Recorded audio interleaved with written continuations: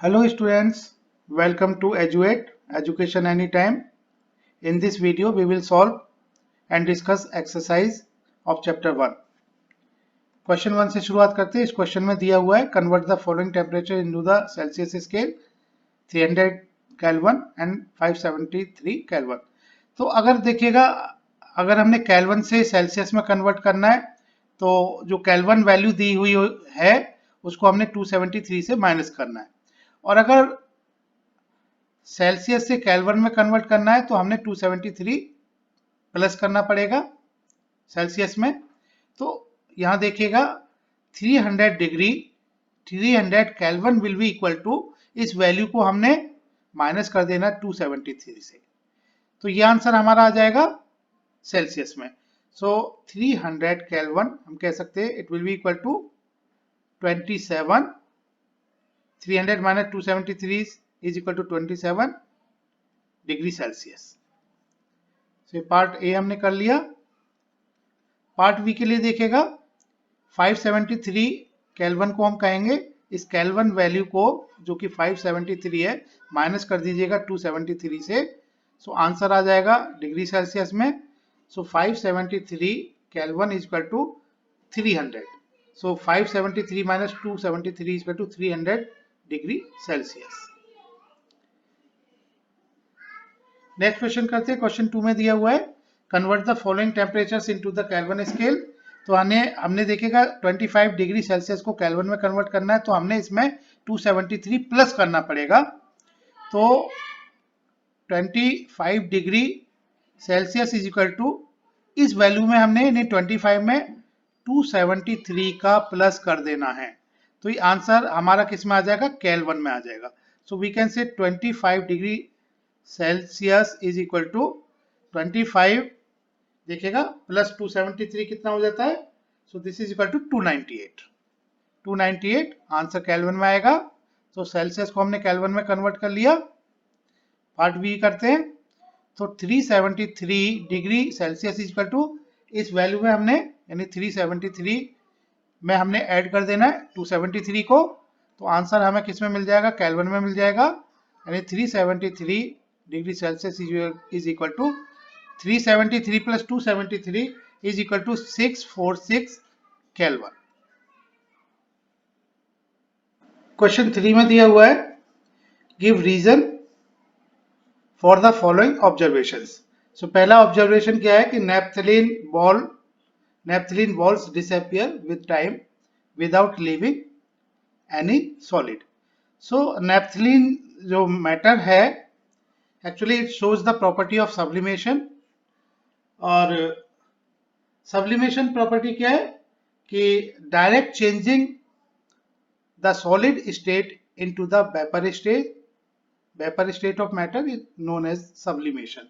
सो naphthalene जो है हमारा, ये डायरेक्ट चेंज हो जाता है सॉलिड से वेपर में, यानी गैस में डायरेक्ट चेंज हो जाता है। So it shows the property of sublimation and evaporation of naphthalene takes place easily, and so it disappears during the course of time without leaving a solid. Okay, this is the reason. Now second part इसका है we can get the smell of perfume की smell अगर हम several metre away हैं, दूर हैं, तो we can get the smell of perfume sitting several meters away. So now you know the perfume, this perfume vaporize very fast. Okay, so it vaporize very fast, and ये जो vapors हैं and its vapors diffuse into air. एक तो perfume है, जब हम do या perfume देखिएगा, this is the perfume, when we press it, so ये इसके जो वेपर की फॉर्म में मॉलिक्यूल्स बाहर आ जाते हैं, और ये क्या है कि एटमॉस्फेयर में यहाँ पर एटमॉस्फेयर में ये बड़ी तेजी से, एटमॉस्फेयर में क्या है कि एयर मॉलिक्यूल्स, सो ये मिक्सअप हो जाते हैं, डिफ्यूज हो जाते हैं, और ये जो डिफ्यूज होते हैं काफी फास्टली होते हैं और तेजी से डिफ्यूज होते हैं, फास्ट रेट से डिफ्यूज होते हैं। दूसरा क्या है, इनकी जो स्पीड होती है यानी मॉलिक्यूल्स की यानी पार्टिकल्स की स्पीड बड़ी, क्योंकि यहाँ से हमने इसको प्रेस किया, प्रेस करते ही ये वेपर के जो गैसियस फॉर्म में है ये पार्टिकल्स निकलेंगे। यहाँ जो लिक्विड भरा हुआ है गैसियस फॉर्म है, मतलब ये वेपर या जो भी लिक्विड फॉर्म है वेपराइज होगा और ये डिफ्यूज होगा फास्टली, और ये जो मूवमेंट होगा बड़ी तेजी से होगा, हाई फास्टली होगा, हाई स्पीड से होगा। तो इस तरह से मिक्सअप होके एयर के साथ काफी दूर डिस्टेंस पर जो ह्यूमन बीइंग है वो इसको स्मेल फील कर पाता है। Okay, this is the reason. So we can get the smell of perfume sitting several meters away because perfume vaporize very fast and its vapor diffuse into the air very easily. So we can smell perfume sitting several meters away. Question 4 में दिया हुआ है arrange the following substances in increasing order of force of attraction between the particles. You know, force of attraction between the particles. So force of attraction actually किस पर depend करता है? आपको बताया गया था force of attraction is directly proportional to the space between the particles.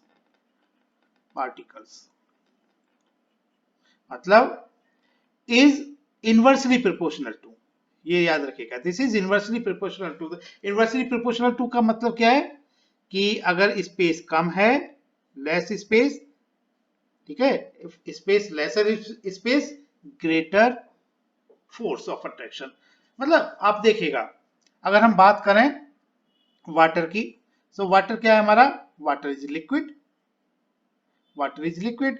Sugar की बात करें, sugar means solid, you know sugar solid है।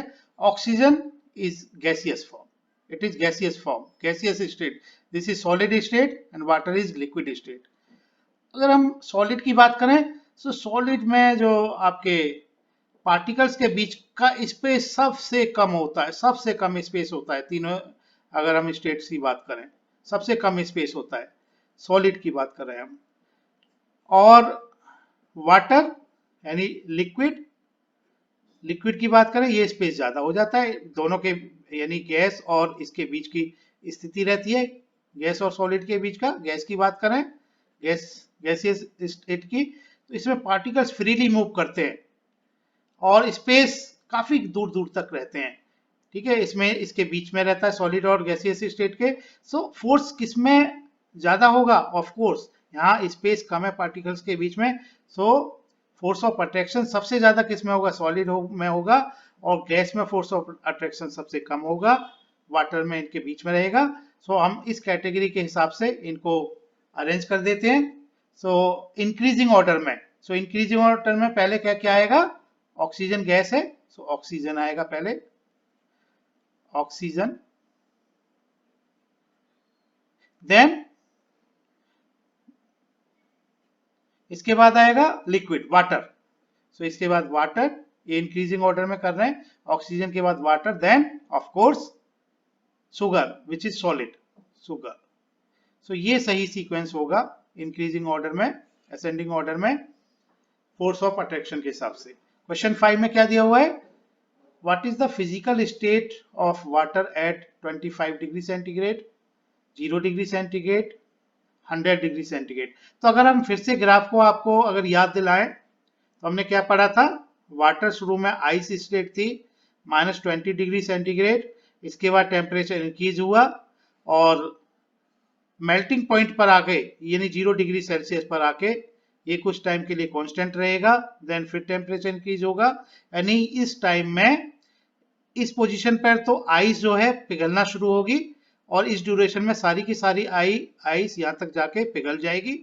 तो 0 डिग्री इस पोजीशन में इस प्रोसेस को फ्यूजन कहते हैं, और यहाँ पर जो भी आइस के पार्टिकल्स होंगे उनको अगर लेटेंट हीट ऑफ वेपोराइजेशन, इस हीट के एनर्जी के बराबर उनको अगर एनर्जी मिलेगी तो वो आइस कन्वर्ट हो जाएगी वाटर में। तो हम कह सकते हैं कि 0 डिग्री सेंटीग्रेड पर, यानी 0 डिग्री सेंटीग्रेड की बात कर रहे हैं तो दोनों स्टेट में होगा, वाटर जो है यहाँ वाटर यानी मेल्ट होना शुरू हो गया, वाटर इस कंडीशन में यानी वाटर है अगर हम बात करें 0 डिग्री सेंटीग्रेड की, तो दोनों यानी इसकी पहले बात करें हम 0 डिग्री सेंटीग्रेड पर, यानी वाटर जो है वाटर फॉर्म में भी रहेगा और आइस फॉर्म में भी रहेगा, यानी वाटर वाटर प्लस आइस। और अगर हम बात करें 100 डिग्री सेंटीग्रेड, इसके बाद देखेगा ऑफ कोर्स ये बॉइलिंग पॉइंट आ गया 100 डिग्री सेंटीग्रेड। इस बॉइलिंग पॉइंट पर आने के बाद फिर से दोनों फॉर्म में रहेगा, यानी इस ड्यूरेशन में वाटर कन्वर्ट हो रहा होगा, वाटर वेपर में गैसियस फॉर्म में कन्वर्ट हो रहा होगा, और इस पोजीशन में दोनों स्टेट में रहेगा 100 डिग्री सेंटीग्रेड पर, यानी ये रहेगा वाटर प्लस वेपर, ठीक है, liquid plus liquid. So water plus ice means water means liquid plus solid. इस 0 डिग्री सेंटीग्रेड पर लिक्विड प्लस सॉलिड, इस पोजीशन की हम बात करें यहां से यहां तक। और 100 डिग्री सेंटीग्रेड पर वाटर यानी लिक्विड प्लस गैस फॉर्म में रहेगा, ये याद रखिएगा, लिक्विड प्लस गैस फॉर्म में रहेगा। और इसके बाद एक कांस्टेंट गैस फिर से इंक्रीज होना शुरू हो जाएगा टेम्परेचर। सो अब बात करें 25 डिग्री सेंटीग्रेड कहाँ आएगा, 25 डिग्री सेंटीग्रेड यहाँ कहीं आएगा। ओके, तो यहाँ से 0 से 100 के बीच, यानी ये फॉर्म क्या रहेगी, इस ड्यूरेशन में वाटर, ये वाटर रहेगा, यहाँ से यहाँ तक के बीच में वाटर रहेगा, यानी ये जो फॉर्म होगी वाटर होगा, मींस वाटर हम क्या कह सकते हैं, लिक्विड स्टेट। सो इस पोजीशन पर लिक्विड स्टेट में, इस पोजीशन पर दोनों स्टेट में रहेगा लिक्विड प्लस सॉलिड।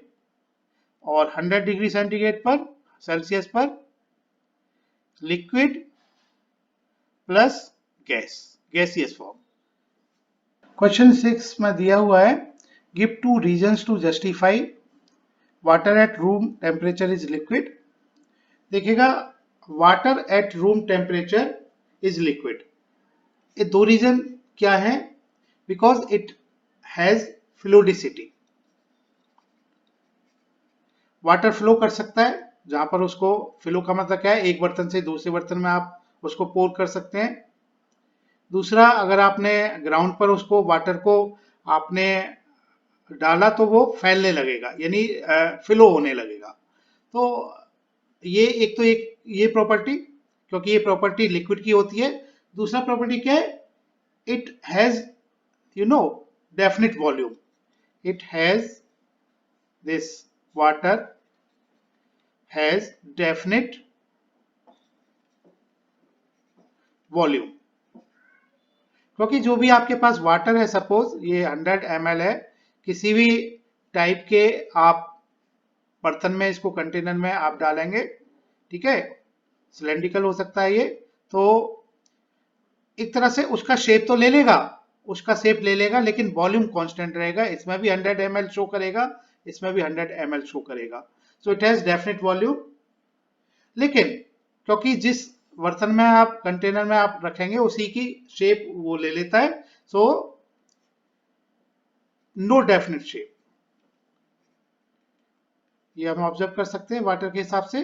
तो ये प्रॉपर्टी किसकी है, this is the property of liquid. So we can say the water at room temperature is liquid, at room temperature. Second part करते हैं, an iron almirah is a solid at room temperature. So देखिएगा, iron अलमीरा की बात करें, सो इसमें हम क्या देख पा रहे हैं, it is definitely solid because of eight room temperature, eight room temperature it is rigid, and we can say अगर इसको हम दबाएं, कंप्रेस करें, तो वॉल्यूम चेंज नहीं होता। So it has high compressibility, high compressibility, it is rigid, अपनी shape को चेंज नहीं करता है एक्सटर्नल फोर्स के हिसाब से, and we can say it has definite shape. So we can say these are the property of solid. So iron almirah at room temperature is a solid. Now question number 7 में दिया हुआ है why is ice at 273 degree kelvin. 273 kelvin का मतलब क्या है? 0 degree Celsius. So why is the ice at 0 degree Celsius more effective in cooling than water at the same temperature. हम बात करें, आपको फिर से मैं ग्राफ को थोड़ा सा रिमाइंड कराऊंगा। जब हम आइस को दीज आर द आइस, जब टेम्परेचर देते हैं, okay, this is burner, low heat हम प्रोवाइड करते हैं, तो ये आइस कन्वर्ट होना शुरू हो जाती है -20 डिग्री सेल्सियस से। एक ऐसी पोजीशन आती है जिसको मेल्ट होना शुरू हो जाता है मेल्टिंग पॉइंट पर, जो कि 0 डिग्री सेल्सियस होता है, और ये कुछ टाइम के लिए कांस्टेंट रहता है, 0 रहता है। उसके बाद टेम्परेचर फिर से इंक्रीज होना शुरू होता है, यानी यहाँ पर पूरा का पूरा वाटर में कन्वर्ट हो गया, और यहाँ पर वाटर में कन्वर्ट होना शुरू हुआ, यानी आइस वाटर में कन्वर्ट मेल्ट होना शुरू हो गई। और इसके बीच में, यानी इस ड्यूरेशन पर, इस पीरियड में, ये आइस भी होगी यहाँ और वाटर भी होगा। अब जिस आइस को लेटेंट हीट ऑफ फ्यूजन के बराबर, जो भी ice latent heat of fusion के इक्वल, इस एडिशनल अमाउंट के इक्वल एनर्जी ले लेगा, हीट एनर्जी ले लेगा, वो वाटर में कन्वर्ट होना शुरू हो जाएगा। तो मतलब 0 डिग्री सेंटीग्रेड पर आइस भी होगी, वाटर भी होगा। अब क्वेश्चन ये कि 0 डिग्री सेंटीग्रेड पर दोनों स्टेट में ये मैटर रहता है, लेकिन ice is more effective in cooling. It is more effective in cooling rather than this water. क्योंकि देखिएगा, अगर इस वाटर की बात करें, ये तो कन्वर्ट हो गया। अब इसमें एनर्जी क्या है? इसमें एनर्जी एडिशनल एनर्जी है, additional. It has more energy than ice. Additional energy क्या है? Latent heat of fusion. So अगर इसको दोनों को कंपेयर करें, तो वाटर में it has more energy equal to latent heat of fusion. So that's why we can say ice is at room temperature more effective in cooling, क्योंकि इसमें energy कम होती है, वाटर में एनर्जी ज्यादा होती है इस एनर्जी के इक्वल। So it has more effective in cooling than water at the same temperature. Question 8, what produces more severe ones, boiling water और स्टीम? तो वही उस ग्राफ की बात करेंगे हम फिर से। देखिएगा कि यहाँ -20 डिग्री, यहाँ जो आइस है, आइस से हमने लेना शुरू किया, यहाँ पर वाटर में कन्वर्ट शुरू हो गया 0 डिग्री सेल्सियस। कुछ टाइम के लिए ये दोनों पोजीशन में रहेगा, पिछले वीडियो में हम डिस्कस कर चुके हैं। देन इसके बाद, यानी यहाँ ये वाटर में पूरा कन्वर्ट हो गया, वाटर। नाउ इसके बाद टेम्परेचर इंक्रीज होना शुरू होगा, जैसे ये बॉइलिंग पॉइंट आएगा, बॉइलिंग पॉइंट जो कि 100 डिग्री सेल्सियस होता है, थोड़े टाइम के लिए, यानी इस टाइम के लिए, यानी ये जो है वाटर प्लस स्टीम रहेगा, ठीक है।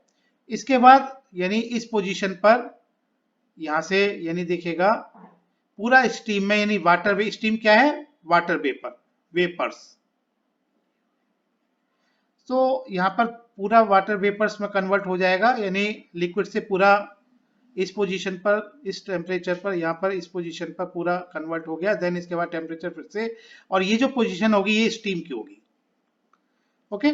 और हम क्या कहेंगे, यानी यहाँ पर इस पोजीशन पे देखिए वाटर और वाटर वेपर दोनों है, लेकिन वाटर वेपर में, यानी गैसियस फॉर्म में, यानी वाटर प्लस स्टीम, इसमें अगर बात करें, इसमें एडिशनल एनर्जी होगी as compare to this. Additional energy क्या होगी? Latent heat of vaporisation. इस एनर्जी के बराबर एडिशनल एनर्जी होगी, तो we can say what produce more severe ones. So of course, क्योंकि अगर बॉइलिंग वाटर को कंपेयर करें, यहां पर क्या था? बॉइलिंग वाटर, ये क्या? स्टीम में एडिशनल एनर्जी होगी, steam has additional energy equal to latent heat of vaporisation. So steam will produce more severe ones. Okay, steam. So what का मतलब steam will produce. Steam will produce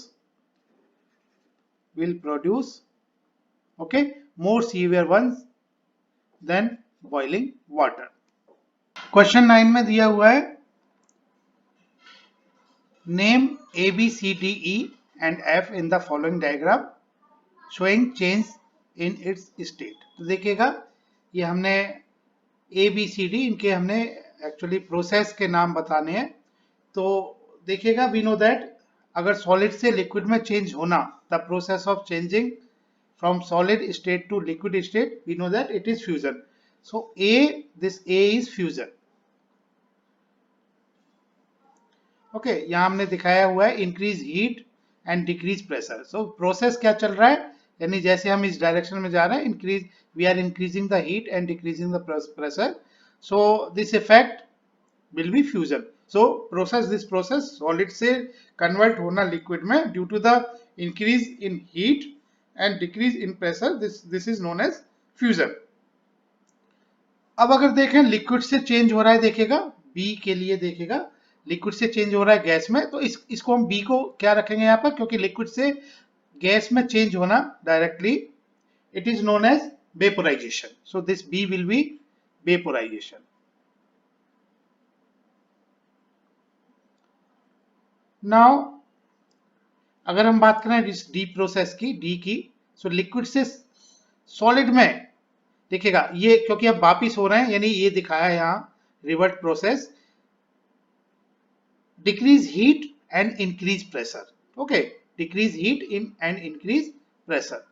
so liquid से वापिस यानी होना solid में, liquid से solid में जाना, कन्वर्ट होना, चेंज होना, मैटर की स्टेट चेंज होना, ये कहलाया जाता है solidification. So this D will be, name of this D will be solidification.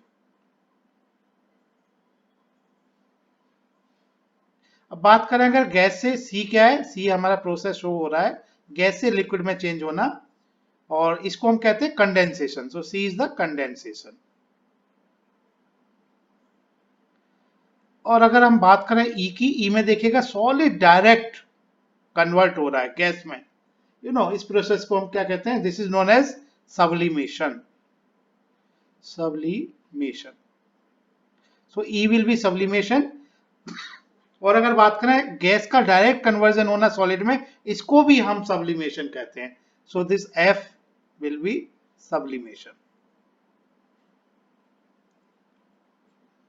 Thank you.